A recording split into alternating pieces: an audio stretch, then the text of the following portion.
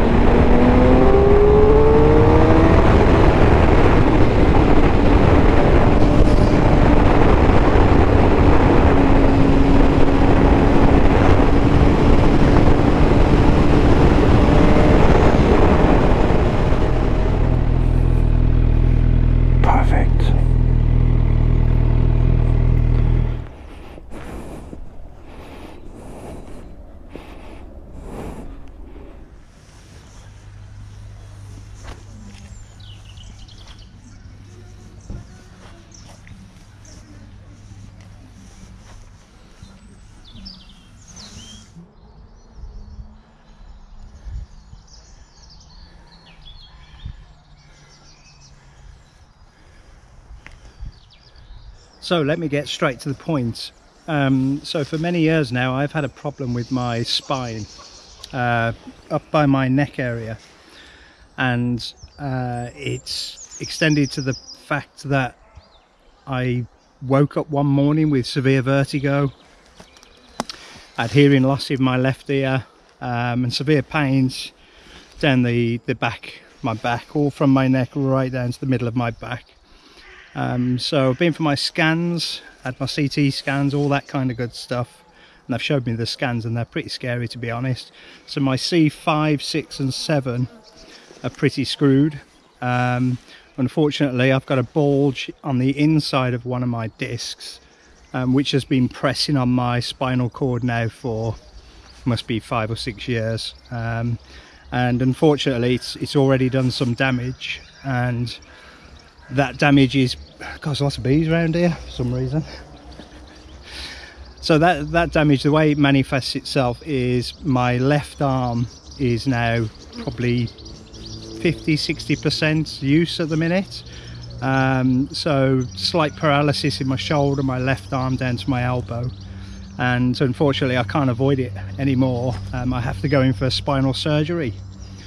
So the way they've described this to me is that they're going to take out one disc, or maybe 2 or 3, depending on what they see when they get in there, and they're going to replace them with they call them cages that they put in, and over time they fuse them together as well, fuse them to your bone. I don't know the ins and outs of it yet, I've got to go and see the surgeons, but over time bone will grow over the cage, and quality of life afterwards, what I'll be left with is, they've told me the damage won't progress any further, but unfortunately the damage I've already got I'll have to live with. It won't get any better, which is a bit of a shame because I've got some pretty bad, effects from that at the minute. So clearly riding a super sport motorbike is not good at all. It's right in the S-bend on my spine, so when you look up, I've always had trouble looking up for some reason, so when you look up your spine goes into the S, it's right there, and that's where it's pressing in on my spinal cord. And also the roots that come out the spinal cord are affecting my arm where they're being pinched. I've got some nerve damage. Oh man, just take me down the garden and shoot me, eh? So what it means, quality of life afterwards, they said I'll have a pretty stiff neck for the rest of my life. Whether that'll stop me riding the bike I've got, I don't know. I'll have to try it once I've had the surgery. But one thing I'm already looking for is a touring bike, and I've found a nice little VFR 800 with all the bags and the top box, everything. It's 2016 model, looks fantastic, and I know they're not the best, I know they're not the greatest tourers, but I like the look of a super sport, and the VFR sort of, yeah, it's sort of nice. I wouldn't mind walking away and looking back at a VFR, if you know what I mean. I've looked at the Kawasaki's and the front end of the 1000 SXs. I just don't like it at all. So I'm looking for a more sit upright tourer, and I think I've settled on a VFR 800. I'm pretty simple guy, so I only get just what I need. I don't go beyond what I need. I specifically needed the GSXR 750, had to have that because that was a childhood dream of mine. But for a touring bike, VFR 800 is probably the perfect fit for me. So unfortunately, I wasn't being dramatic. It is pretty dramatic. I've got to have a spinal surgery. I might do a little video vlog on it if I survive it, because it's right at the base of the brain, so it is quite a dangerous operation. But yeah, that's it really. So let's have a walk around the park, get some exercise, eh? See you in a bit.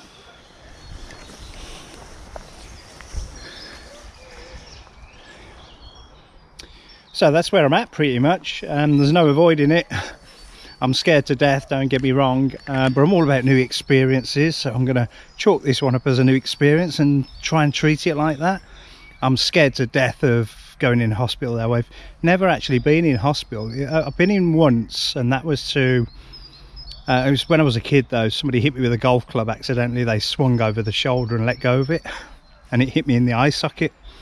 But that was just a quick in quick out sort of thing, you know, picking a few fragments of bones out of my eye socket. That wasn't nice at all. And the only other times I've been in hospital is to visit other people, and obviously when the kids came along we was in hospital quite a bit. But for me, I've never actually been put asleep in a hospital, and that's the bit that's worrying me most.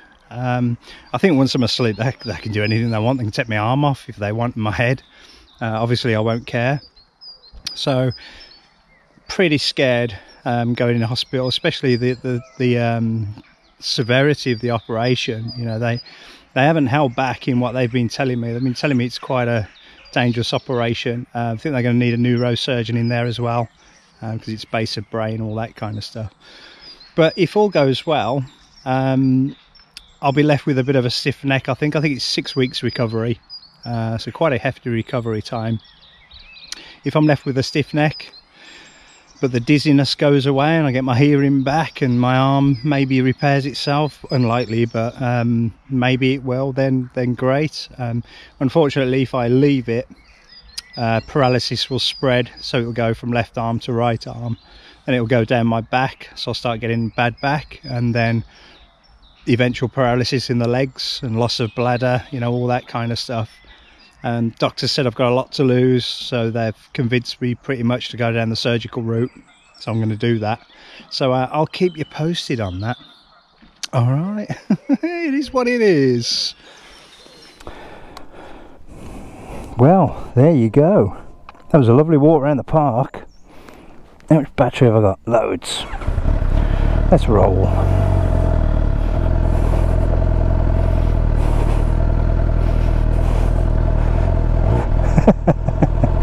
I just got waved at by a member of the public who's not on a bike. Oh man, we got a race on. Oh, he's beating me. Right, let's take the longer way home, shall we?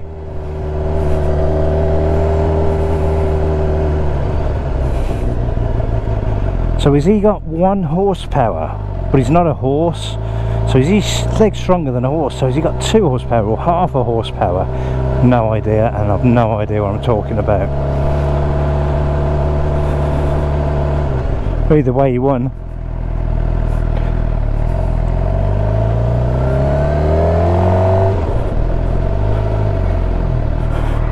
Right, let's go and have a ride into the evening sun, shall we? Looks beautiful up there, nice and orange.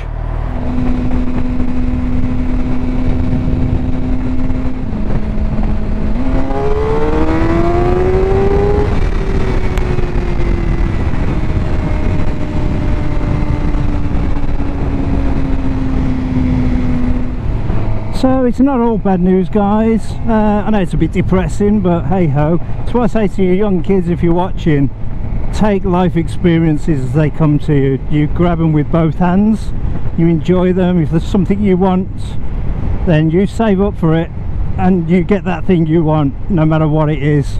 You make sure you get it at some point and you enjoy it. If you're going through college, university, and you want to be a certain thing, you want to do a certain thing, then you stick at it if it's something you love, and trust me, you'll never work a day in your life because you'll be loving it every day. You'll be loving what you do. So yeah, grab life with both hands. I pretty much did.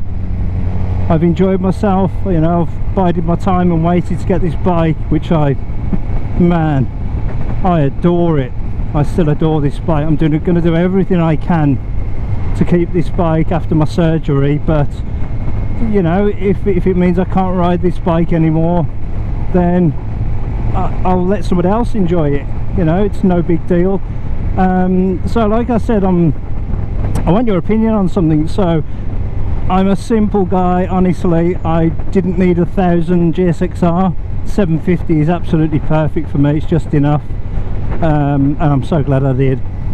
And it's the same with a touring bike, really. If I was to get an expensive tourer, the only other one that I would buy, so I'm talking sports tourer, not adventure bikes, I'm not into them at all. The only other bike I'd buy would be the H2SX. So for me, the SX, the 1000 SX, the front end of it is ugly as sin. There's no way I'd drop that sort of money on that sort of bike when it looks like that. But I would drop the money on a H2SX. But have you seen the price of them? It's unreal. They're more expensive than some luxury cars. It's just incredible. So that's totally at my price range. I just want a nice cheapy tourer that I can, you know, bibble about on, down to Welsh, shove a tent on the back, that sort of thing. And solo riding, I don't think I'll be going too up. And I think the VFR 800 is the perfect blend of sport and, you know, handling, but also functionality. So it's got the panniers and the top box. It's got a V4 engine, which I've never experienced, but I've seen on YouTube, you know, thanks to you guys posting the videos. And I think the VFR 800, I know they haven't done much to it, and people are disappointed that Honda didn't, you know, step up to the plate, but I love the look at them. I love the look of them, and they've got, what, about 105 brake horsepower. That's enough, isn't it? I had a CBR 600F that had about that horsepower, and that was plenty for me when I was a kid.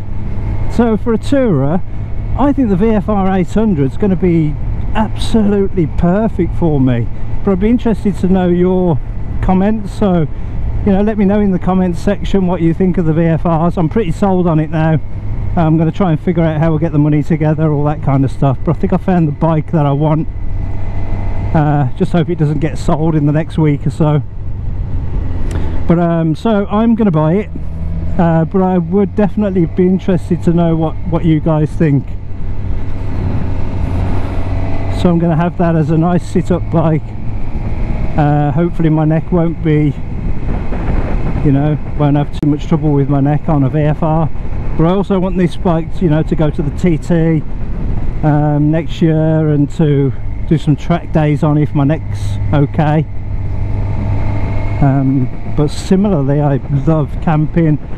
I love the fact that on a VFR you could just throw your tent on end up somewhere and just pitch up for the night and fit some, you know, camping gear in your panniers. Also, I mean, what can be better than that? And I'm going to prove it when I video it for you. I'm going to show you what life could be like with a tourer in the UK. It's going to be gorgeous. If I can hold my neck up, that is, my head up. So that was it really, guys. It's not all doom and gloom, you know. Let's have the operation, let's get it done. Wish I could film it. That'd be brilliant if I could film it and stick it on YouTube. Put a graphic warning over it. I'm probably going to chronicle the time and the experience that I go through on the neck surgery, because I believe it's quite a common thing for C7 in your neck to get damaged, whereas, you know, I've got C5 and C6 and C7, unfortunately. So it may help some other people out if I let them know my experience. So I'm going to do that. And with that talky moany, keep your chin up, guys. Lockdown is either over or it will be pretty soon. And, you know, let's enjoy ourselves and let's meet up and have a bank and sarnie somewhere. Alright, signing off then, and I'll see you soon. Bye guys.